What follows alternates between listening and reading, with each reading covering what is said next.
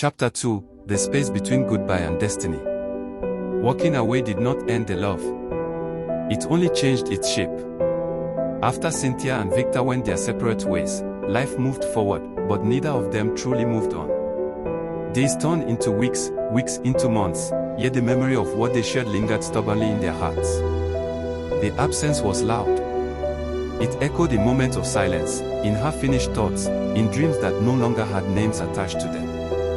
Victor threw himself into survival. He worked harder than ever, waking early and returning late, chasing opportunities that barely stayed long enough to be called chances. Life did not suddenly reward his determination. If anything, it tested him more. But pain became fuel. The heartbreak hardened him, not into bitterness, but into quiet resolve. He stopped dreaming aloud. He stopped hoping openly. He learned to carry disappointment without complaint. Cynthia, on the other hand, learned what it meant to smile while breaking inside. To the world, she looked fine. Beautiful as ever. Admired as always. But inside, she wrestled with guilt that refused to loosen its grip. She questioned her decision endlessly. Had she chosen wisely, or had she chosen fear? Had she obeyed wisdom, or had she betrayed love? Her mother noticed the change. Cynthia was quieter now. Less radiant. Less present. Yet whenever her mother asked, she simply said she was fine. Because how could she explain the ache of choosing responsibility over desire? How could she explain the pain of letting go of someone who still lived in her heart? Then, years later, fate intervened again. After countless failed attempts, Cynthia finally gained admission into a college of education. It felt like a fresh start, a chance to rebuild her life, redefine herself, and bury the past. She arrived on campus with cautious optimism, determined to focus on her future and nothing else. Until she saw him. Victor. Standing among new students, older, leaner, quieter, but unmistakably him. For a moment, the world stopped. Surprise froze them both in place. Their eyes met, and years collapsed into seconds. There was so much to say, apologies, explanations, confessions, but none of it found a voice. They exchanged greetings, polite and restrained, as though they were strangers bound by a shared past neither dared to touch. And then they walked away. On campus, they moved like parallel lines, always close, never intersecting. In lecture halls, especially Hall 1, their eyes met often, lingering just a second too long before quickly looking away.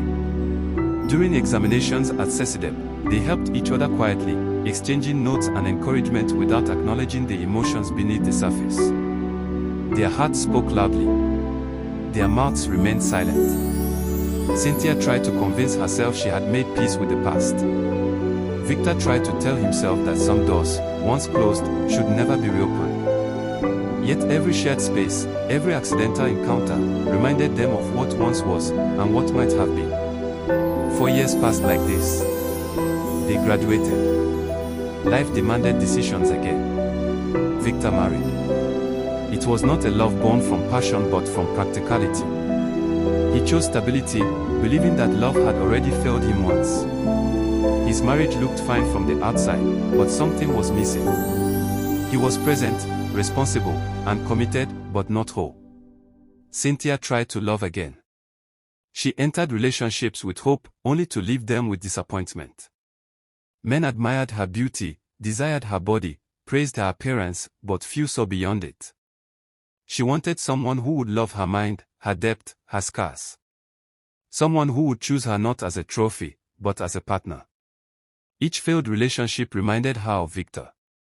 Not because he was perfect, but because he had seen her. Years later, in a supermarket, fate struck one final match. Cynthia noticed Victor first. Her instinct was to turn away, to pretend she hadn't seen him. She feared reopening wounds she had worked so hard to suppress. But the space between them closed too quickly. Their eyes met. Recognition followed. They greeted each other. Awkwardly. Carefully. They exchanged phone numbers, though Cynthia hesitated. She told herself it was harmless. Just a number. Just closure. But closure never came. Late night calls followed. Long conversations stretched into the early hours of the morning. Laughter returned. Memories resurfaced. Old feelings, long buried, stirred awake. They spoke of life, of regrets, of paths taken and paths abandoned. One thing led to another. And then everything changed. Cynthia became pregnant. Panic replaced nostalgia. Reality crashed in without mercy. She cried. She apologized. She told Victor she never meant to ruin his home. Victor was shattered.